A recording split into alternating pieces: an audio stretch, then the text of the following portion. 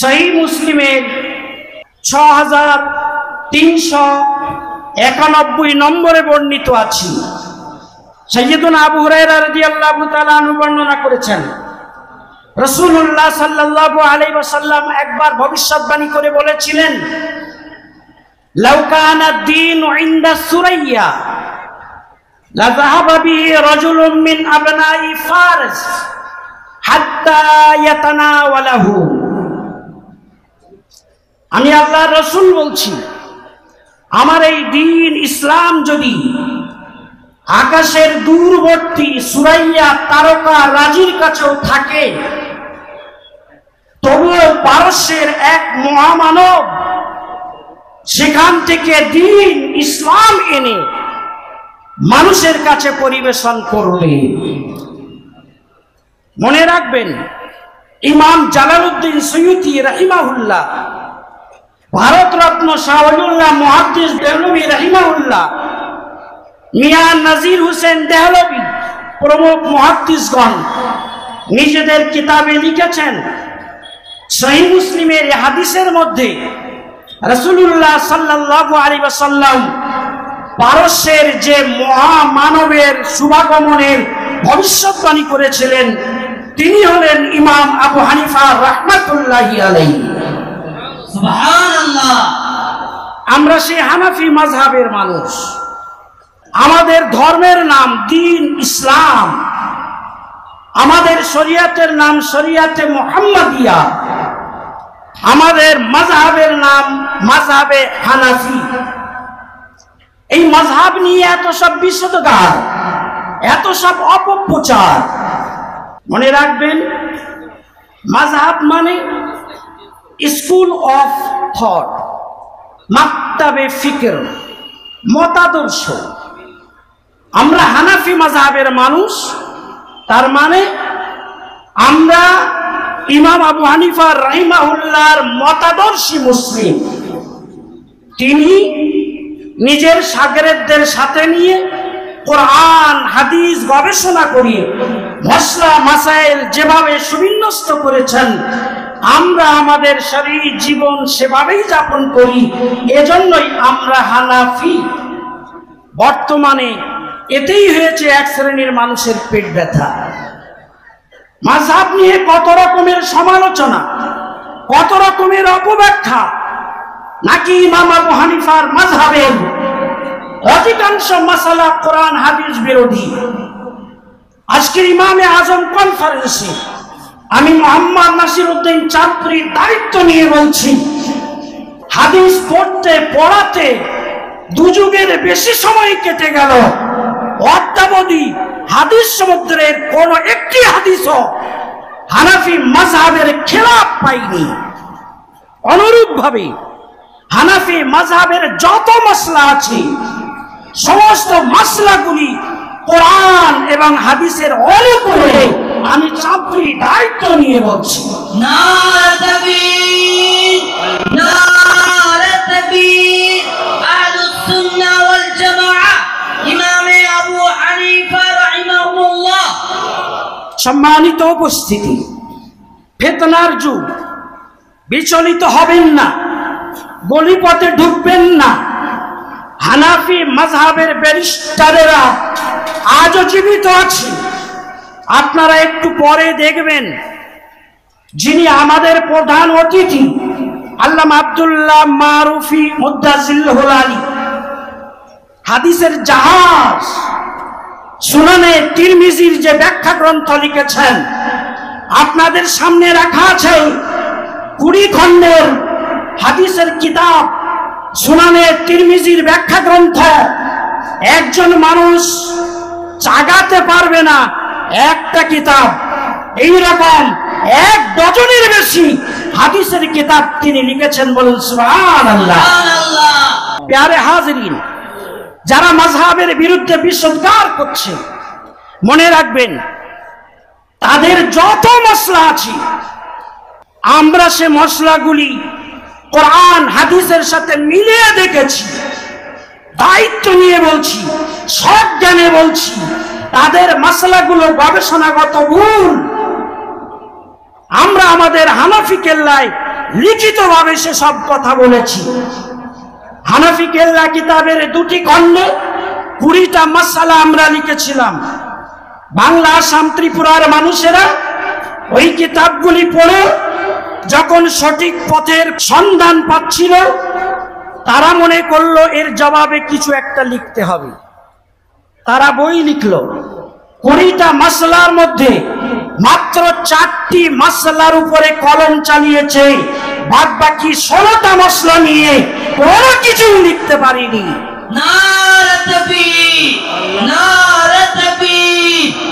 সেই 4টি মশলা তারা যা লিখেছে, এর জবাবে আমরা লিখেছি হানাফি চাবো। 10 বছর হয়ে গেল। আল্লামা আজিজুল হক কাসেমি সাহেব এসেছে, তাশরীফ ফরমা আছেন। হযরত বলেছিলেন, আমি মনে করি কিয়ামত পর্যন্ত এই কিতাবের জবাব তারা দিতে পারবে না। 10 বছর হয়ে গেল, তারা কোনো জবাব দিতে পারেনি। বোঝা গেল আমরা হানাফিরা হানাফি কেল্লায় আছি, হেদায়েতের উপরে আছি, সঠিক রাস্তায় আছি, সন্দিহান হওয়ার কোনো জায়গা নেই। আমাদের প্রতিটি মাসালার পিছনে দলিল আছে, অকাট্য দলিল, সুস্পষ্ট দলিল এবং উলামায়ে হাক্কানীদের গবেষণা রয়েছে। আল্লাহু আকবার, আল্লাহু প্যারে হাজিরিন, যারা মাযহাবের বিরুদ্ধে বিষোদ্গার করছে, মনে রাখবেন তাদের সাথে আমাদের কিন্তু মৌলিকভাবে জোরে আমিন বলা, আস্তে আমিন বলা, কিংবা বুকে হাত বাঁধা, নাভির নিচে হাত বাঁধা, ইমামের পিছনে সূরা ফাতিহা পড়া না পড়া, রাফিয়া দেন করা না করা, এক হাত দিয়ে মুসাফা করা কি 2 হাত দিয়ে করা, মৌলিকভাবে এই মশলার পার্থক্য নয়। আসল পার্থক্য হচ্ছে আকীদার পার্থক্য। তাদের আকীদা ভুল, আকীদাগত দিক থেকে তারা দারুণভাবে গুমরাহিতে রয়েছে, চরম ভুলে রয়েছে। উদাহরণস্বরূপ, আল্লাহ সম্পর্কে তাদের ধারণা আল্লাহর হাত আছে, পা আছে, চেহারা আছে, আল্লাহ অঙ্গ বিশিষ্ট, আল্লাহর দেহ আছে। অতএব তারা হলো দেহবাদী মানুষ। আল্লাহর জন্য শরীর মানে, দেহ মানে, অঙ্গ মানে, হাত মানে, পা মানে, চেহারা মানে। আমরা আহলে সুন্নাহ ওয়াল জামাত বলেছি, কোরআন হাদিসে যেখানে আল্লাহর জন্য হাত বলা আছে, চেহারা বলা আছে, পা বলা আছে, কোমর বলা আছে, এগুলো আল্লাহর সিফাত। সিফাত মানে, যেমন আমরা বলি কোন দেশে যুদ্ধ হচ্ছে, তো আমরা বলি এর পিছনে আমেরিকার হাত আছে। আমেরিকার হাত আছে তো, সত্যি সত্যি হাত। আমরা বলি আরে আস্তে কথা বল, দেয়ালেরও কান আছে। তার মানে কি কান? কান ধরে টানবেন? আল্লাহর হাত আল্লাহর সিফাত, আল্লাহর চেহারা আল্লাহর সিফাত, আল্লাহর কদম আল্লাহর সিফাত। এই আকীদা সালাফে সালিহিনের ছিল, এই আকীদা ইমাম বুখারীর ছিল, এই আকীদা ইমাম মুসলিমের ছিল, এই আকীদা ইমাম তিরমিজির ছিল, এই আকীদা ইমাম নাসাঈর ছিল, এই আকীদা ইমাম আবু দাউদের ছিল, এই আকীদা ইমাম ইবনে মাজার ছিল। সমস্ত সালিহিনের এটাই ছিল আকীদা। নারে তাকবীর, নারে তাকবীর। অবাক হতে হয়, সহিহ বুখারীতে তাফসীর অধ্যায়ের 2য় খণ্ডে 702 নম্বর পৃষ্ঠায় ইমাম বুখারী রাহিমাহুল্লাহ সূরা কাসাসের ব্যাখ্যা করতে যে লিখেছেন, কুল্লু শাইইন হালিকুন ইল্লা ওয়াজহা, সব ধ্বংস হবে আল্লাহর ওয়াজহুন ছাড়া। আই মুলকাহু, ওয়াজহুন মানে মুলক, আল্লাহর রাজত্ব সব শেষ হবে, তবে আল্লাহর রাজত্ব শেষ হবে না। বলেন সুবহানাল্লাহ। সুবহানাল্লাহ। ওয়াজহুন মানে, ইমাম বুখারী বলছেন মুলকুন, আল্লাহর রাজত্ব। ওয়াজহুন মানে চেহারা নয়, মুখমণ্ডল নয়, আল্লাহর ওয়াজহুন মানে আল্লাহর রাজত্ব। সব শেষ হবে একদিন, আল্লাহর রাজত্ব কিন্তু শেষ হবে না। এবারে মজার কথা শুনুন, আমার এই মাযহাব বিদ্বেষী ভাইদের সর্বা যিনি শেখ নাসিরউদ্দিন আলবানী, তাকে জিজ্ঞেস করা হচ্ছে, শেখ আপনি কি বলেন? ইমাম বুখারী ওই আয়াতের মধ্যে ওয়াজহুন মানে মুখমণ্ডল বা চেহারা মানে আল্লাহর রাজত্ব বলে বিশ্বাস করেছেন, ব্যাখ্যা দিয়েছেন তিনি এরকমই, ওয়াজহুন মানে চেহারা নয়, মুখমণ্ডল নয়, আল্লাহর ওয়াজহুন মানে আল্লাহর রাজত্ব। সব শেষ হবে একদিন, আল্লাহর রাজত্ব কিন্তু শেষ হবে না। ইমাম বুখারী ওয়াজহুন এর ব্যাখ্যা দিয়েছেন রাজত্ব। শেখ আলবানী আপনি এ সম্পর্কে কি বলছেন? ফাতাওয়া শেখ আলবানী খুলে দেখুন, 523 নম্বর পৃষ্ঠায় তিনি বলছেন, ইয়া আখি লা ইয়াকুলুহু মুমিনুন ওয়ালা মুসলিমুন। কোন মুমিন কোন মুসলমান এই আয়াতের এই তাফসীর করতে পারে না বুখারী যে তাফসীর করেছে। ভেবে দেখেছেন বুখারী শরীফ ইমাম বুখারী যে তাফসীর করছেন মতে মিলল না, বললেন লা ইয়াকুলুহু মুমিনুন ওয়ালা মুসলিমুন, কোন মুমিন কোন মুসলমান এমন তাফসীর করতে পারেন না। যারা ইমাম বুখারীকে মুমিন মুসলিম বলে মানতে রাজি নয়, তারা ইমাম আবু হানিফার মুখে সোনার চামচ রেখে দেবে, তারা হানাফিদেরকে মুসলমান বলে মনে করবে। আশা করবেন না, এদের মত, এদের আকীদা, এদের বিশ্বাস ইমাম বুখারীর সাথে মেলে না, সালাফে সালেহিনের সাথে মেলে না। আমার রাসূলের উম্মত আপনাদেরকে সাবধান করতে চাই, আহলে হাদিস কথিত যারা, তাদের থেকে আপনারা সাবধান হবেন। এদের আকীদায় ভুল আছে, এদের মসলাগুলো ভুল আছে। সুতরাং তাদের মিডিয়ায় চমকপ্রদ বয়ান দেখি, সুন্দর শব্দ চয়ন দেখি এবং উপস্থাপন ভঙ্গিমা দেখে গলি পথে ঢুকে যাবেন না। ইমামে আজম কনফারেন্স থেকে আপনাদেরকে বার্তা দেয়া হচ্ছে। অনেকে বলে হুজুর গোটা পৃথিবীর অবস্থা খুব খারাপ, ভারতবর্ষের এই পরিস্থিতি, এই সময় এসব মশলা মাসাইল নিয়ে বিভেদ করিয়া লাভ আছে?